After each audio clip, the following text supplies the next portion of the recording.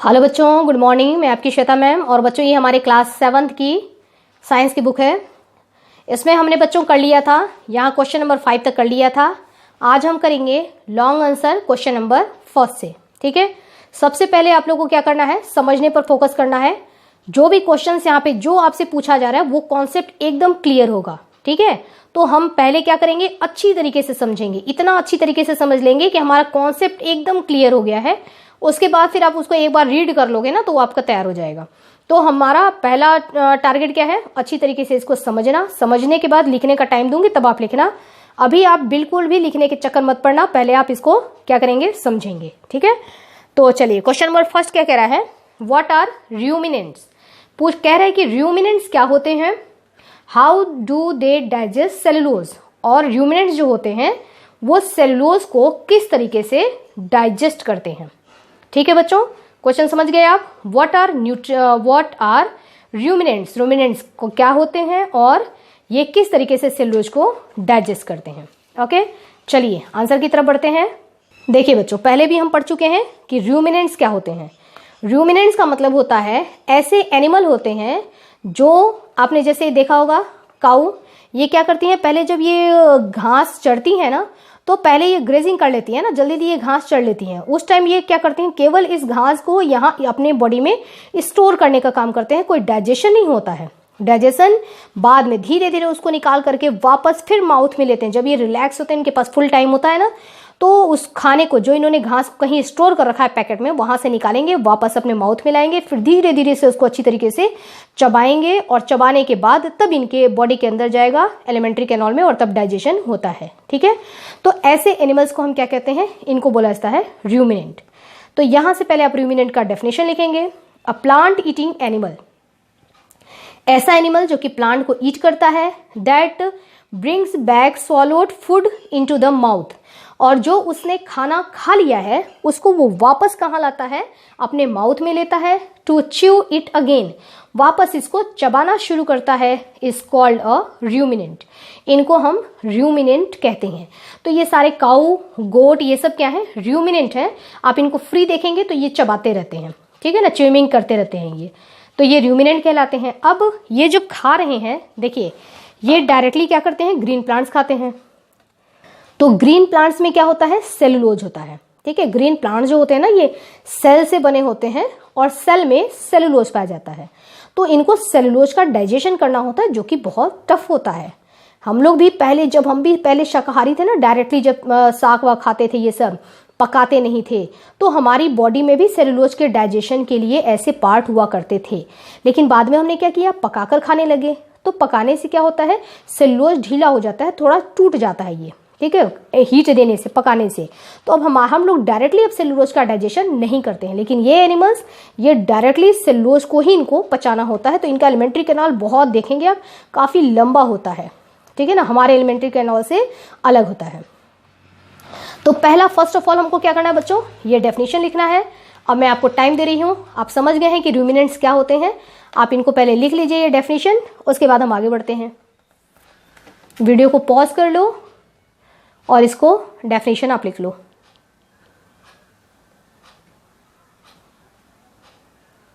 Okay, चलिए आगे बढ़ते हैं। आप कह रहे हैं कि किस तरीके से ये सेलुलोज को डाइजेस्ट करते हैं। अभी मैंने आपको बताया कि ये डायरेक्टली सेलुलोज खा रहे हैं, है ना। तो सेलुलोज जब खा रहे हैं तो उसको ये डाइजेस्ट कैसे करेंगे। देखिए, रूमिनेंट्स हैव 4 चैम्बर्स। जो रूमिनेंट जो होते हैं, मतलब ये ऐसे जो एनिमल होते हैं, उन्हीं को बार बार रूमिनेंट्स बोला जाएगा, ध्यान रखना। ठीक है, रूमिनेंट्स की जगह पे आप समझ लो काऊ, हमने काऊ को एक एग्जांपल ले लिया। तो रूमिनेंट्स है 4 चैम्बर इन देयर स्टमक, इनके स्टमक में, इनके पेट में 4 चैम्बर होता है। ठीक है, दीज चैम्बर्स आर कॉल्ड। अब वो चैम्बर्स कौन कौन से होते हैं, फर्स्ट होता है रूमेन, सेकेंड होता है रेटिकुलम, थर्ड होता है ओमैसम, और फोर्थ होता है क्या, एबोमैसम। ठीक है, तो ये 4 इनमें क्या होते हैं, चैम्बर्स होते हैं। अब इन चारों चैम्बर्स में सिर्फ एक एक के बारे में देखेंगे। देखिए, फर्स्ट चैम्बर है हमारा rumen, this is the largest chamber, ये सबसे बड़ा चैम्बर होता है of the stomach. It is mainly use for the storing food. जब ये घास को चर रहा है तो इसके पास टाइम नहीं है, उस टाइम ये फटाफट घास को लिया और इस रूमेन के अंदर स्टोर कर दिया। है ना, जल्दी जल्दी लेता जा रहा है, ल्यूमेन में स्टोर करता जा रहा है। तो स्टोरेज करने के लिए वहां पर ज्यादा बड़ा होना चाहिए, तो स्टमक का ये वाला पार्ट काफी बड़ा होता है। नेक्स्ट होता है हमारा reticulum. It helps in moving the food back to the mouth when needed. अब ये वाला जो है सेकेंड चैम्बर होता है, ठीक है। ये रेटिकुलम जो होता है ये एक्चुअली हेल्प करता है कि जब खाने को वापस लाना हो, ठीक है, माउथ में जब इसको बैक लाना है, जब ये रिलैक्स है, इसके पास टाइम है, चबा सकता है, तो वापस लाने में ये हेल्प करता है रेटिकुलम। थर्ड है हमारा ओमेसम। ओमेसम क्या करता है? This is the smallest chamber, सबसे छोटा होता है ये स्टमक का। Its main function is to absorb excess water. खाने में कहीं अगर ज्यादा पानी हो गया, ठीक है, जब ये चबा करके फूड मटेरियल वापस जाता है अंदर, तो अगर ज्यादा उसमें वाटर है तो एक्सेस वाटर को ये क्या करते हैं? एब्जॉर्ब कर लेते हैं। एब्जॉर्ब करने का मतलब उसको सोख लेते हैं, ठीक है। नेक्स्ट उसके बाद खाना कहाँ आता है? उसके बाद आता है एबोमेसम में, ठीक है। तो एबोमेसम क्या करता है? This is a true stomach. ये एक्चुअली में यही स्टमक है, मतलब डाइजेशन का प्रोसेस यही होगा, और हम लोगों में सीधे स्टमक का ही समझ लो यही केवल एक पार्ट होता है। हमारे में ये तीनों पार्ट जो ल्यूमेन है, रेटिकुलम है और ओमेसम है, ये नहीं होता है। न स्टोर करने की जरूरत पड़ती है, न वापस उसको लाने की जरूरत पड़ती है मुंह में, और न उसमें से वाटर को एब्जॉर्ब करने की जरूरत पड़ती है। हमारा खाना जाता है तो सीधे समझ लो इसमें डाइजेस्ट होता है, सीधे स्टमक एक ही चैम्बर होता है। तो this is a true stomach.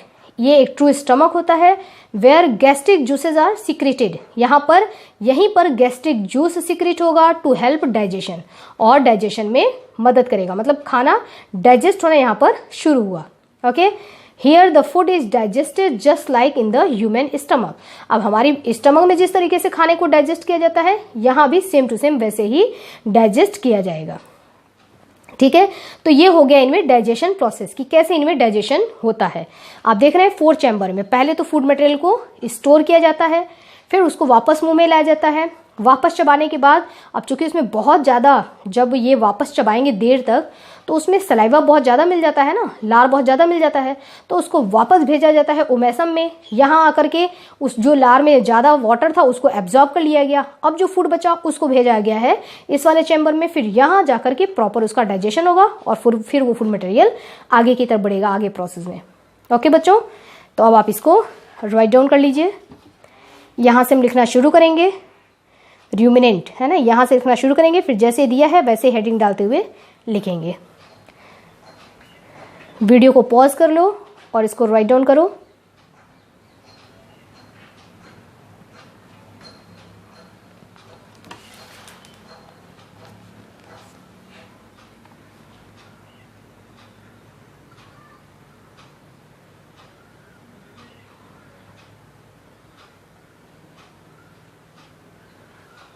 चलिए अब आगे बढ़ते हैं बच्चों नेक्स्ट क्वेश्चन की तरफ। क्वेश्चन नंबर 2 कह रहा है how is nutrition in amoeba different from that in human beings. कहने का मतलब ये है कि अमीबा में न्यूट्रिशन कैसे होता है, ठीक है।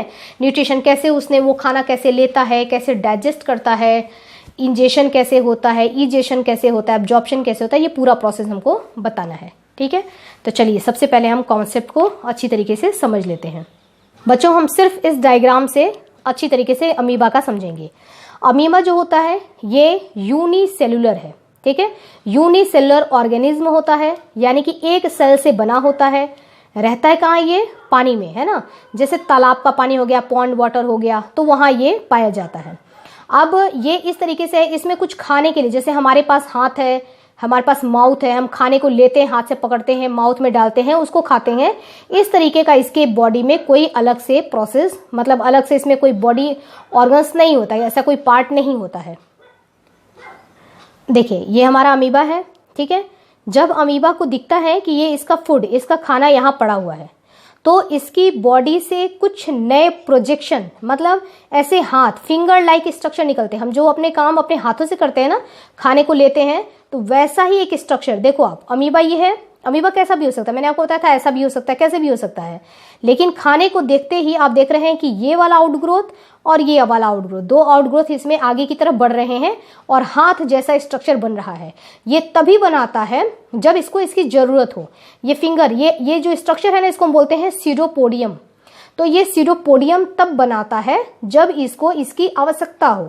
अब ये आवश्यकता है, इसको यहाँ पे खाना पड़ा है, उस खाने को पकड़ना है, तो इसने ऐसे फिंगर लाइक ऐसे हाथ जैसे स्ट्रक्चर बनाए, यानी कि सीडोपोडियम को बनाना शुरू किया खाने के इर्द गिर्द। ठीक है, धीरे धीरे सीडोपोडियम को इसने और बढ़ाना शुरू किया और ये इधर से अमीबा इधर खिसकेगा और सीडोपोडियम और थोड़ा सा बड़ा होता जाएगा और इस खाने को पूरा कवर करने की कोशिश कर रहा है।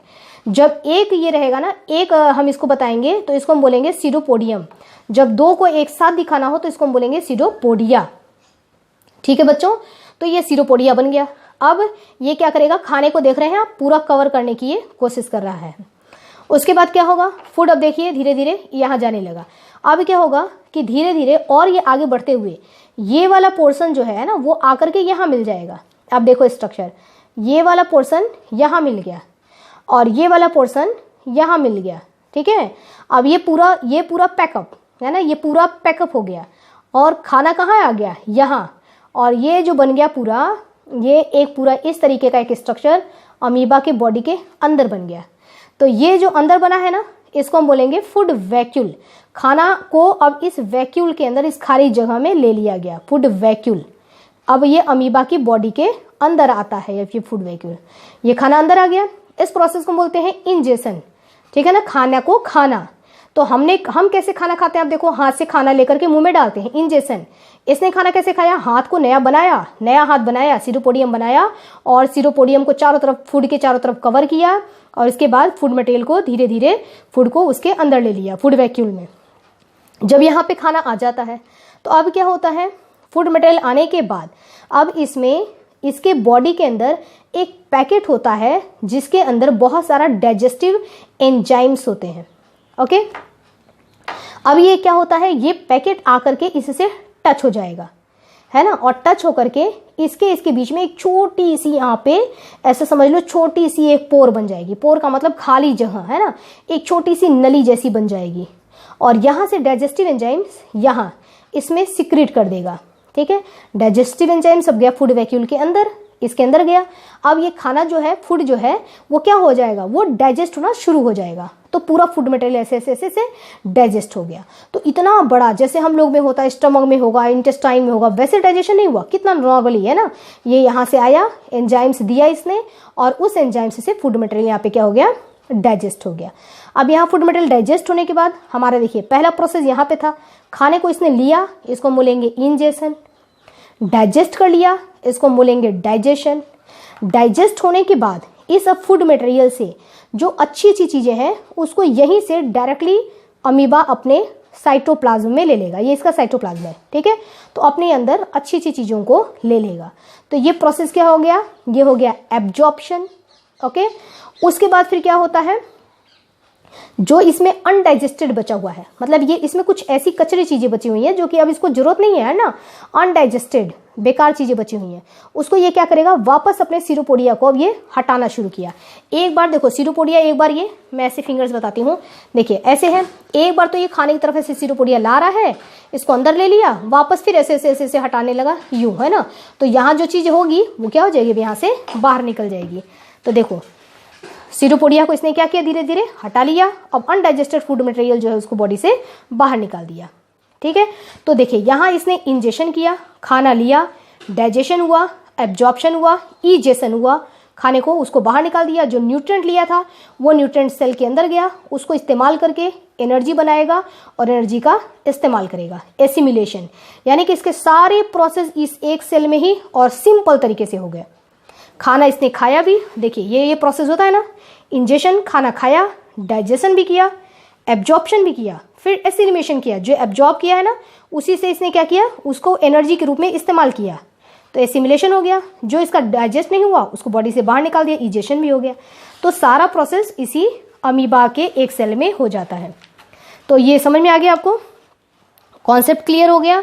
तो अब बच्चों लिखना शुरू करेंगे, यहाँ हेडिंग डालेंगे न्यूट्रिशन इन अमीबा और यहाँ से यहाँ तक पूरा लिखेंगे यहाँ लिखने के बाद यहाँ पे डायग्राम दिया है, आप भी सेम टू सेम यही करेंगे। इतना लिखने के बाद ड्रॉ करेंगे और फिर उसके आगे वापस यहाँ से यहाँ तक लिख करके डन करेंगे। सारी चीज़ें यही दी हुई हैं। अब आप देखिए, इसको वीडियो को पॉज करिए और इसको राइट डाउन करिए।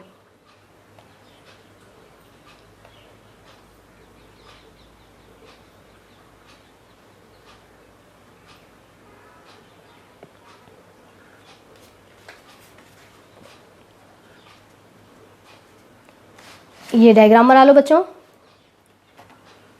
वीडियो को पॉज करके, और जैसे ये ड्रॉ किया हुआ है ना वैसे ड्रॉ करना है आपको। और पेन से जैसे मैंने ड्रॉ किया है ना, अभी थोड़ा चेंजेस किया है, वो आप कर लेना वैसे ही। ओके, और उसके बाद फिर हम ये लिखेंगे यहाँ से लेकर यहाँ तक।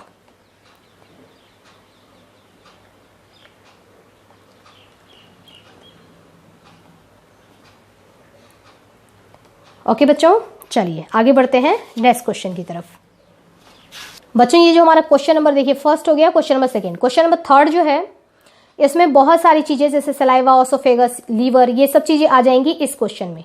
ओके, तो हम पहले इस क्वेश्चन को छोड़ के क्वेश्चन नंबर फोर्थ कर लेते हैं। कह रहा है draw a label diagram of the digestive system. पूरा हमारे एक इंसान का जो पूरा डाइजेस्टिव सिस्टम है उसका हमको डायग्राम बनाना है। और लेबल डायग्राम का मतलब ध्यान से समझिएगा कि डायग्राम बना करके, अगर लेबल का मतलब होता है नाम लिखो, हर एक पार्ट का नाम लिखो। अगर आपने नाम नहीं लिखा, डायग्राम बना दिया, तो बच्चों मार्क्स नहीं मिलेंगे। ठीक है, लेबल डायग्राम का मतलब होता है कि डायग्राम साफ सुथरा बना करके और आपको उसको लेबल भी करना है, यानी कि उसके नाम भी लिखने हैं कि आपने कौन कौन सा पार्ट बनाया है। उसके बाद एक्सप्लेन द डाइजेस्टिव प्रोसेस, पूरा डाइजेस्टिव प्रोसेस हमको एक्सप्लेन करना है। तो बहुत बड़ा ये क्वेश्चन है और इसमें बहुत सारी चीजें आ जाएंगी, मैं आपको अच्छी तरीके से इसको समझा भी दूंगी। चलिए तो आते हैं हम क्वेश्चन नंबर 4 पर। सबसे पहले बच्चों हमारा ये डायग्राम, ठीक है, ह्यूमन डाइजेस्टिव सिस्टम का ये हमारा डायग्राम है। डायग्राम में आपको ये सारी चीजें नहीं बनानी है, सिर्फ आप देखिए माउथ वाला पोर्शन बनाएंगे। देखिए यहाँ पर क्या लिखा है, जो मैं बता रही हूँ ना, जो इसको अंडरलाइन कर रही हूँ, यही आप ड्रॉ भी करना। देखिए लिप्स हमको बनाना है, उसके बाद ये माउथ आप इसको दिखा देना, दोनों लिप्स हो गया, माउथ हो गया। उसके बाद यहाँ पे टंग ये दिया हुआ है, ये हम शो करेंगे। और माउथ के बाद सीधे आगे बढ़ेंगे इधर, ये जो बोन्स दिए हैं ये हमको बनाने की आवश्यकता नहीं है। उसके बाद हम ऑसोफेगस बनाएंगे। ऑसोफेगस के बाद आ जाएगा स्टमक, लीवर शो करना है, गॉल ब्लैडर शो करना है, स्प्लीन करने की आवश्यकता नहीं है, ये नहीं, इंटेस्टाइन, लार्ज इंटेस्टाइन। उसके बाद ये large intestine, rectum, anus, appendix, small intestine, ascending, pancreas, duodenum. नीचे के ये सारे आएंगे बच्चों। ठीक है, देखिए ये हमारा डायग्राम है। आज उस क्वेश्चन में हम डायग्राम कर लेते हैं और इसमें कैसे कैसे डाइजेशन प्रोसेस होता है वो हम नेक्स्ट वीडियो में देखेंगे। और मैंने बच्चों ये आप लोगों को वीडियो क्लास में भी कई बार बताया है। तो देखिए सबसे पहले हम बनाएंगे माउथ। हम माउथ यहाँ से खाना लेते हैं, एक ऐसा ढांचा बना करके एक इंसान का, है ना, यहाँ पे माउथ बनाएंगे। यहाँ से फूड मटेरियल लेते हुए आगे बढ़ेंगे। आगे हमको एक लंबे पाइप की जरूरत है, ये हमारा लंबा पाइप होता है जिसको हम बोलते हैं ऑसोफेगस। माउथ में हमारा डाइजेशन होता है, लेकिन ऑसोफेगस इतनी लंबी जो पाइप होती है इसमें कोई डाइजेशन नहीं होता, ये केवल खाने को यहाँ से यहाँ तक पहुँचाने के लिए होता है। फूड मटेरियल उसके बाद कहाँ आएगा, उसके बाद फूड मटेरियल आएगा स्टमक में। स्टमक से अंदर आप देख रहे हैं, अंदर साइड में है ना, ये अंदर में जो हमको दिखाई दे रहा है, ऐसे पतले ट्यूब दिखाई दे रहे हैं, ये हमारा होता है स्मॉल इंटेस्टाइन। पूरा स्मॉल इंटेस्टाइन एक जगह से फिर जुड़ा होता है, इसमें ये लार्ज इंटेस्टाइन है, ये पूरा जो है ये लार्ज इंटेस्टाइन है। और लास्ट में क्या है, रेक्टम, यानी कि अनडाइजेस्टेड फूड मटेरियल जो होते हैं वो आकर के रेक्टम में स्टोर हो जाते हैं। तो और ये हमारा लीवर है जो कि डाइजेशन में हेल्प करता है। ठीक है, लीवर में ये जो आपको ग्लैंड दिखाया गया है, जैसे दिखाया गया ना, ये गॉल ब्लैडर ग्रीन से दिखाया गया है, जरूरी है ये बनाना। गॉल ब्लैडर से ही यहाँ से सीक्रेट होता है बाइल जूस। ठीक है, गॉल ब्लैडर ये ग्रीन वाला जो दिखा रहा है ना, ये बनाते हुए आपको भी इसमें अटैच करना है। स्मॉल इंटेस्टाइन में होता है, दिख रहा है आपको लार्ज वाले में, एक्चुअल में वो स्मॉल इंटेस्टाइन अंदर इस वाले में ये कनेक्टेड होता है। ठीक है बच्चों, आप अलग अलग कलर का इस्तेमाल करें तो बेटर रहेगा, क्योंकि यहाँ पे आपको समझ में आएगा सारी चीज़ें, है ना। हमने यहाँ पे कोई और कलर इस्तेमाल किया, फिर स्टमक को कोई और कलर से इस्तेमाल कर लिया, स्मॉल इंटेस्टाइन, जैसे इसमें भी दिया है ना, कलरफुल बना करके दिया है ताकि क्लियर सब चीज़ें अलग अलग रहें। आप भी इसको अलग अलग कलर से बना सकते हैं। तो पहले आप ये ड्रॉ कर लेना, उसके बाद कैसे कैसे डाइजेशन होता है हर एक पार्ट में। माउथ में कैसे डाइजेशन होता है, स्टमक में क्या होता है, स्मॉल इंटेस्टाइन, लार्ज इंटेस्टाइन कैसे कैसे डाइजेशन होता है, इसका लीवर का क्या काम है, गॉल ब्लैडर का क्या काम है, सब मैं आपको एक्सप्लेन करूंगी नेक्स्ट वीडियो में। ठीक है बच्चों, तो हमारा क्वेश्चन नंबर 4 लिख करके और यहाँ पर आपको क्या करना है, ये केवल ड्रॉ कर लेना अच्छी तरीके से, बड़े में ड्रॉ करना, और ये नाम लिखना बहुत ज़रूरी है। नाम लिखने को ही क्या बोलते हैं, लेबल डायग्राम। तो बच्चों वीडियो को पॉज कर लो, देखिए और थोड़ा सा मैं आपको लार्ज में दिखा दूँ। वीडियो को पॉज कर लीजिए और इसको ड्रॉ कर लीजिए।